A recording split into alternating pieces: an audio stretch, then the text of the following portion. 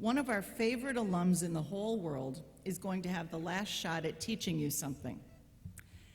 It is customary at our commencements to invite a leader in the field of journalism to speak. We thank Sam Stern and Michelle Leibovitz of the Student Commencement Speaker Committee, who did a great job in extending the honor to ESPN's Scott Van Pelt, who is both a member of the Board of Visitors of Merrill College and of the Povich Center for Sports Journalism. Scott grew up in Brookville, Maryland, and attended the University of Maryland. As you saw after the Georgetown basketball game, he is a very proud Terp and often attends games as a spectator when his schedule permits. Scott began his sports broadcasting career while a student. He worked at WTTG, the Fox station in Washington, D.C. He worked in the sports studio production department, contributing content for the station's 10 p.m. news, for the Sunday night sports extra, and specials on the Washington Redskins. By 1994, he was an anchor and a reporter at the Golf Channel. Scott moved on to ESPN in early 2001 as the network's lead golf reporter, shortly thereafter becoming a SportsCenter anchor and later a co-host on ESPN Radio each weekday afternoon. In July of 2009, the Scott Van Pelt Show made its debut on ESPN Radio. Today, Scott is the host of the midnight edition of ESPN Sports Center, bringing his unique perspective to the world of sports. He's had a few late nights this week. The program showcases his passion for sports, his self-deprecating wit, and his disposition towards celebrating stars and storylines. He also contributes to ESPN's telecasts on the Masters and the U.S. Open. Everybody, and I mean everybody, knows that Scott Van Pelt loves Maryland sports, but he loves Maryland journalism as well. He is the proud funder of the Sam Van Pelt Terp Scott Journalism Scholarship in honor of his late father. Scott, I'd like to welcome you, your wife Stephanie, and the newest Van Pelt, 3-month-old Sam, to Merrill College's commencement ceremony. We're eager to hear what you have to say to us.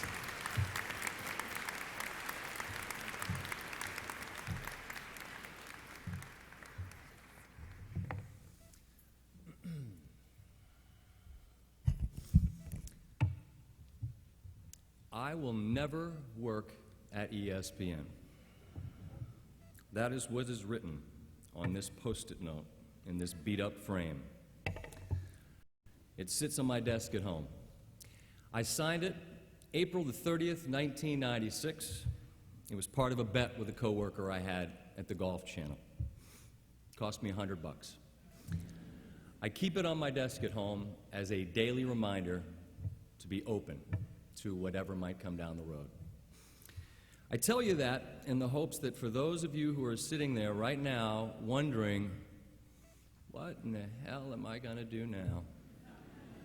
I mean, after we're done here. You can take a deep breath and relax and consider, I had already started my career in this business. I had a gig. It was a good gig. When I said I wouldn't do the thing I have now been doing for more than 15 years, and consider that 20 years after I signed this note, I am here this morning at the invitation of graduates from a school I couldn't have gotten into when I attended our beloved university. Your destination may surprise you, and your journey, I promise you, will amaze you. Graduates of the Philip Merrill College of Journalism, Dean Dalglish, distinguished guests, family, friends, faculty, folks who have wandered in aimlessly off of Route 1, anyone that doesn't cover, good morning. I walked off the SportsCenter set last night at 1 in the morning. My alarm went off at 5:30 this morning. I'll be on the set tonight at midnight. which means tonight's show might suck. I'm here for one reason, and one reason only. It's you who asked. I would have told anyone else that might have asked, I'm sorry, my schedule's a little too crowded, I'm just busy at the moment. And that would have been true. And in fact, I'm pretty sure I told George Solomon that repeatedly, he just didn't care. But this is a profound honor. Because long before I was that guy from ESPN, and long after I'm no longer that guy from ESPN, I will always be that guy from Maryland.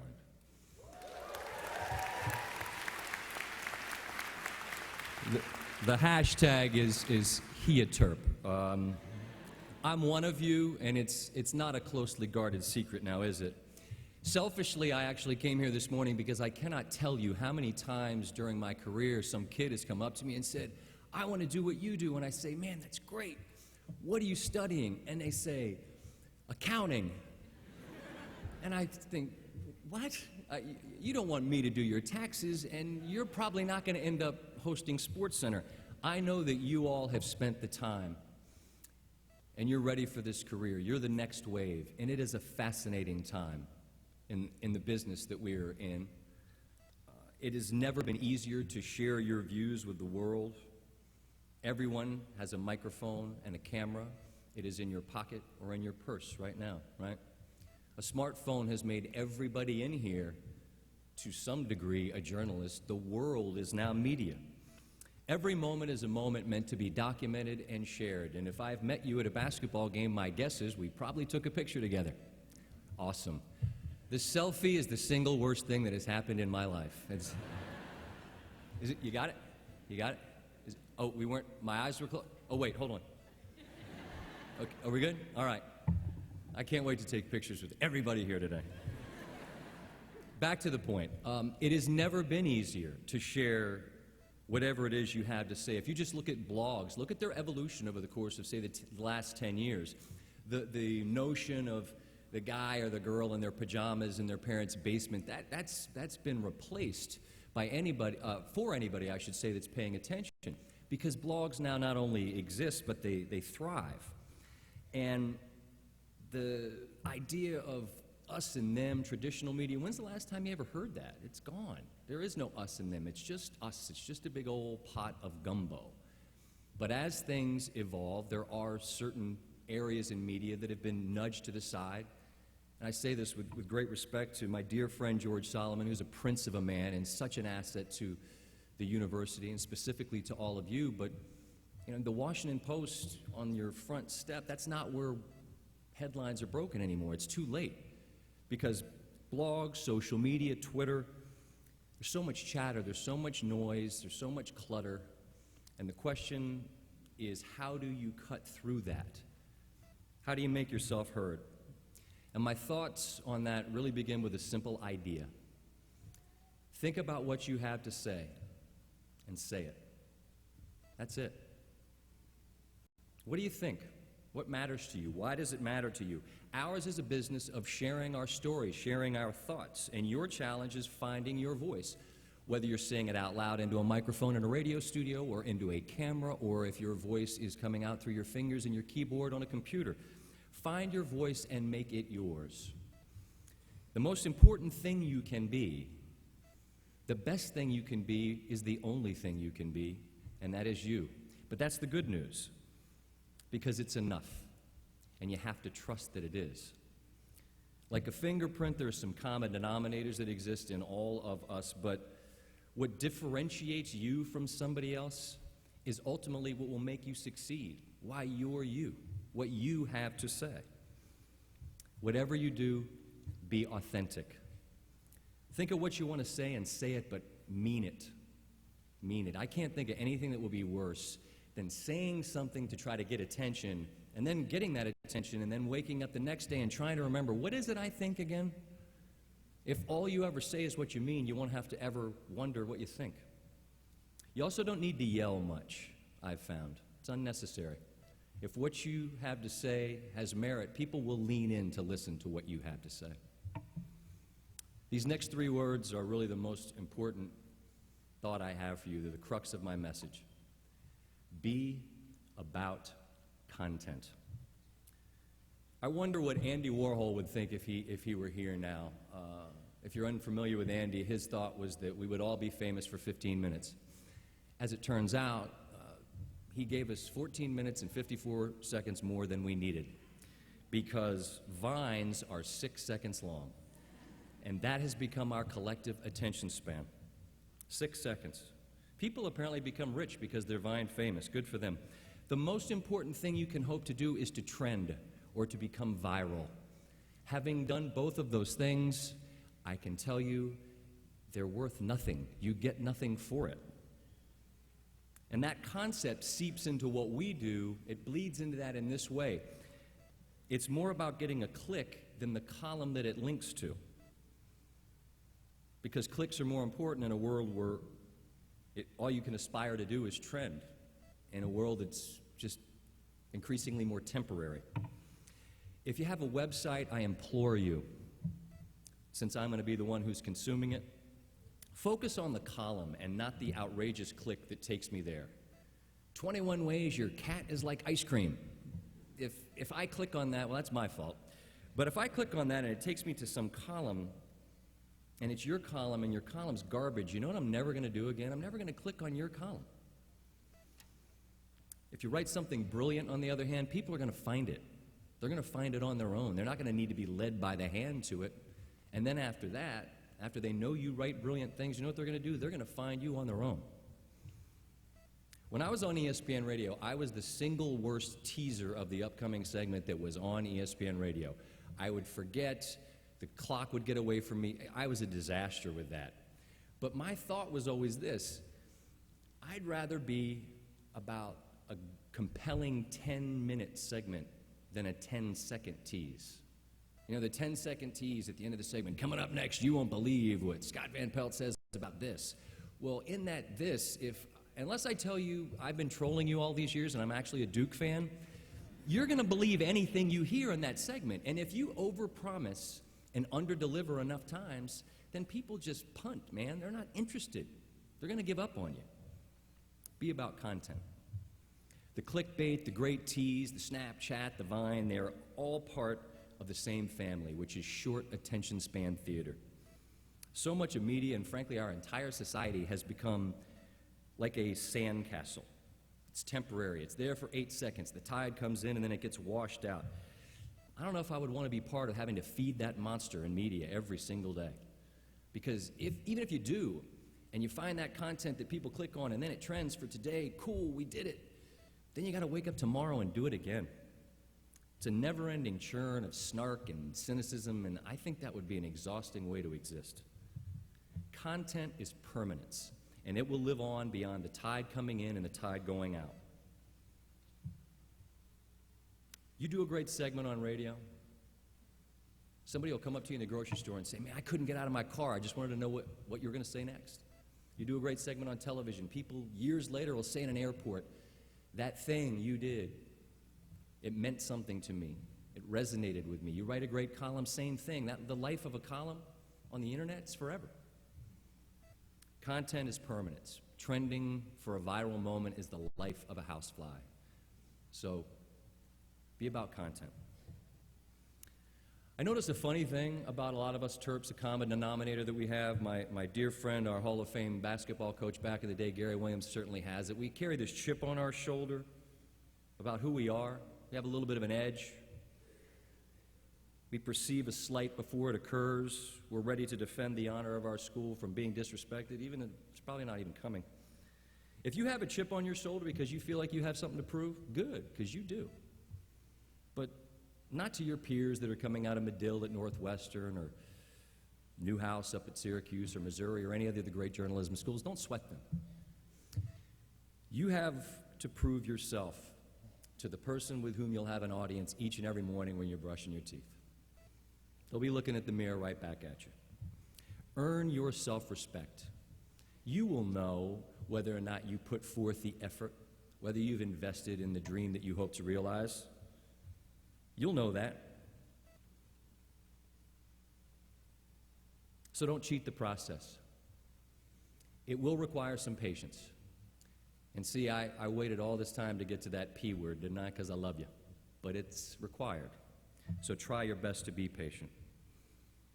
But earn that self-respect. And when you do, you will carry yourself in a manner where it follows. I promise you that's true. So prove yourself to yourself. Make yourself proud, and the rest is going to follow. I want to close where I started, which is with this note right here. I will never work at ESPN. For years, I always said I didn't want to work at ESPN because I didn't want to be the next guy that had to come up with 10 clever ways to say slam dunk and home run and all this and that. And there's a little bit of truth to that.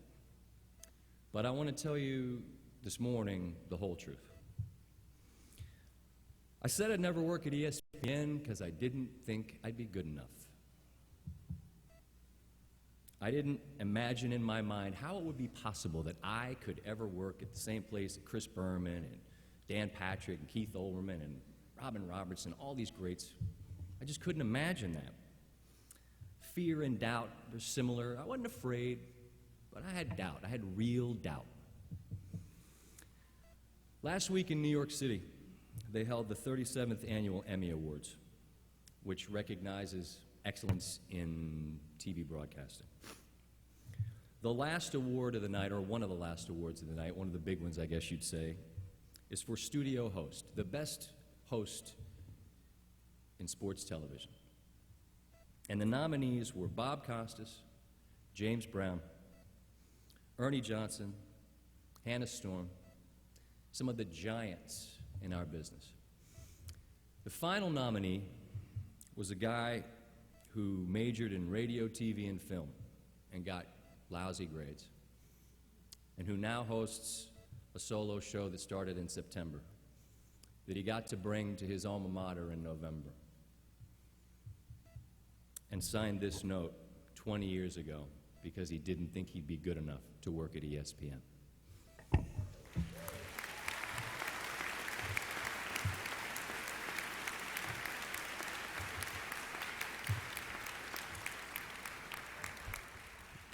Don't doubt yourself. If I won, I was going to bring that out and slam it down here, and it was going to be so, but Costas wins every year, but that's okay. Because the message still is the same. This business is difficult enough without doubting yourself. You got to trust that you are enough, and then you got to prove yourself right. You think you can't be me? You can be me. Now, you're going to need some luck, and I wish all of you every bit of it that I have had. But every one of you is already ahead of me right now at the similar stages in our life. All of you, you're ahead of me. You're graduating from the Philip Merrill College of Journalism that I couldn't get into. And you're graduating far more quickly than I got to the finish line, I'll promise you. But now comes the hard part, because now you got to catch me. Now, admittedly, I am getting older. But I am going to keep running as fast as I can for as long as I can. But inevitably, I will fail and give out, and somebody's going to catch me. And nothing would make me happier than if it's one of you. Have fun while you're chasing whatever it is you're chasing. Don't take too much too seriously, starting with yourselves, because self-importance is just gross. And here is what you guys owe me for today. I wouldn't accept anything from the University of Maryland. I wouldn't let them pay for my airfare. I said, I got that. You guys cover the bill. And here's how. Whoever it is who's here with you today in this room that helped you get here. Maybe it's your parents. They saw you take your first steps, and now they get to watch you walk. Maybe it's another family member, a sibling. Maybe it's a neighbor. Maybe it's a coach. Maybe if it's a professor. Maybe it's a rabbi or a preacher or a minister. Whoever it is, look them in the eye. Tell them you love them. Tell them thanks. All right? You do that, and we're even. Now, how you make it even with them, you'll figure that part out. A lot will change after today, but one thing won't. You will always be Terps, and you did not sign a Hippocratic oath to be in journalism. I don't care what anybody says. So don't ever apologize for repping who and what you are, and that's Merrill and Terrapins. I hope you are always as proud of that as I am to have been asked to be here, and how proud we all are of you today. It's your time, so go get it. Give them hell. Thank you.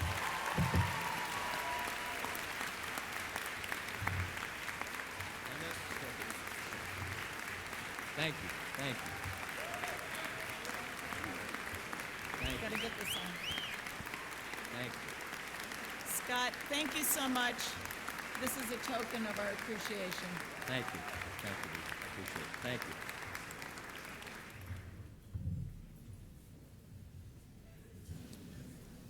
Dr. Sarah Oates and Dr. Kalyani Chadha will assist Dean Dalglish in presenting today's doctoral degree candidate.